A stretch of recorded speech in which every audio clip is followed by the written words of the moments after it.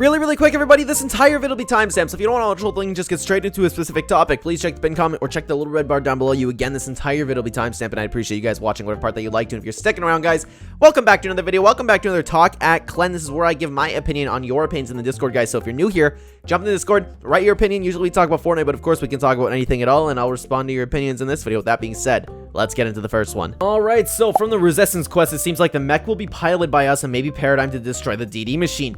So this is where my theory kicks in. What if, after the Doomsday machine causes havoc and creates a waterfall around Loot Lake, which would explain the waterfall landmark is supposed to come, the mech is deployed, we pilot it and destroy the Doomsday machine. Soul then becomes so mad she opens a big vault in command counter, revealing the big Caddis monster. The showdown takes place and both the monster and the mech die/get destroyed, leaving the 0 point exposed. The 0 point creates an energy and disappears, leaving us to find shards in season 3, Sloan then calls in the Empire, and the event ends with the 7 getting ready for the next act of war, and so the season 3 countdown hits our screens.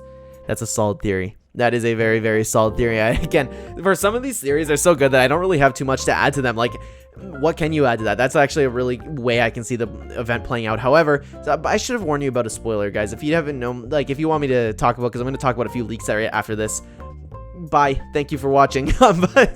So apparently we're going to go to the moon. So maybe you're missing that, and maybe we pilot it from there. I don't know. Regardless, it's a really solid theory. Moving on, I really want Creative 2.0 to come out because some can add in Chapter 1 back, and we can use cars, fishing, and sprinting in Chapter 1. It'd be fun to see. Actually, I never thought about adding that. When I always think about people remaking Chapter 1, I think about them, like, legitimately remaking OG Fortnite, but they could add that stuff, like the movement, because the movement is absolutely fantastic. If you played OG Fortnite now, after playing this season, you'd be like, man, this is slow. I don't really like it too much. Moving on, guys, this is from Benny as a YouTube channel. If you want to check out some awesome Fortnite concepts, check Benny out. Regardless, I think Fortnite Storyline is holding back Fortnite from its full potential. Epic has so much opportunity for amazing seasons with extremely unique twists, yet some of them having to make the game work with the storyline. We will most likely never see those types of seasons happen, like a completely underwater season, a season where the whole map becomes a desert, or maybe like an Egyptian season. Oh man, I've been wanting an Egyptian type season forever. That'd be so cool. Anyways, the old map returning, and there could be more insane stuff like the meme theme season and stuff, and I could go on and on about the types of seasons that we'll probably never see. Don't get me wrong, I absolutely adore the storyline, but I think it makes the game have to have repetitive seasons and boring map changes, and without it, Fortnite would be way more fun and honestly probably still be on top.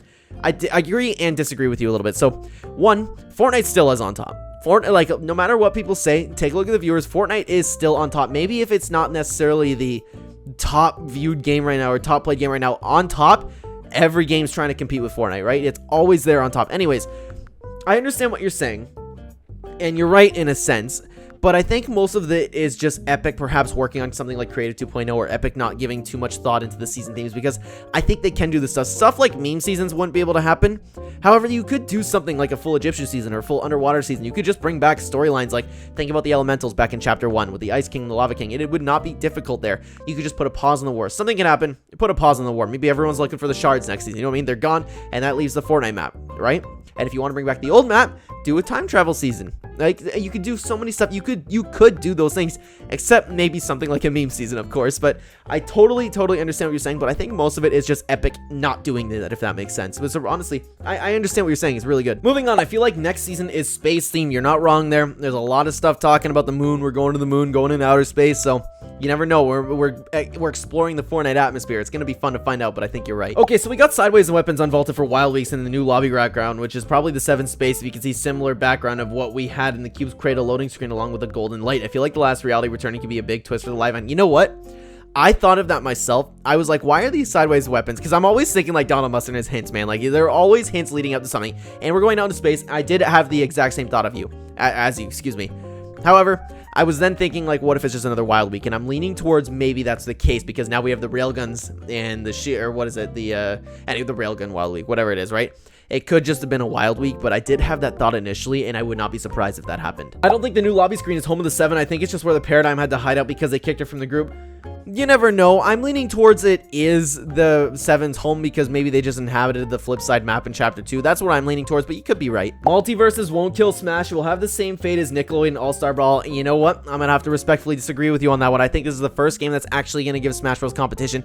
Yes, did Nickelodeon All-Stars flop? Yes. I still enjoy it, don't get me wrong, but there are things that definitely need to be improved about it. But MultiVersus, free-to-play, cross-play. That alone has the potential for taking over Smash Bros. And will it?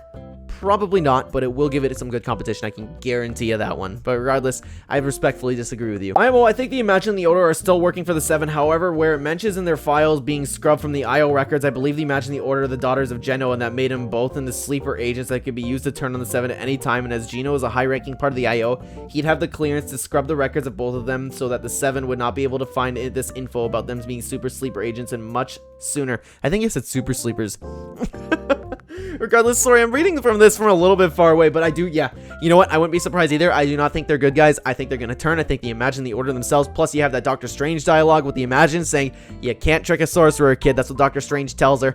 And you know what? I think they're going to turn. I think they're going to turn. That's going to be a big twist on the storyline. They are not part of the 7. Moving on, MultiVersus will actually be good, unlike the other Smash clones that have come out. And you know what? We just talked about this, but yeah, I'd have to agree. I think I'm really excited for the game. I have really, really high hopes about it. And guys, we're moving on to the last one for today. Here's a fun theory for Chapter 4. In the end event of Chapter 3, the map, also known as the 7's home, gets destroyed. The 7 disband, going into different realities. Since Donald Mustard mentioned about the Paradigm equaling the Singularity being the most important character, maybe Paradigm will bring back the 7 across different realities. Excuse me. When the visitor returns, we may get an amazing reveal that Chapter 4 map is actually the flip side of Chapter 1. Meanwhile, the IO and the last reality are fighting to control the 0 point. However, they do not know how to approach the new map. This is where the final showdown between the 3 factions can happen. You know what? Again, solid theory. I don't have too much to add to that. It would be a fun theory for Chapter 4.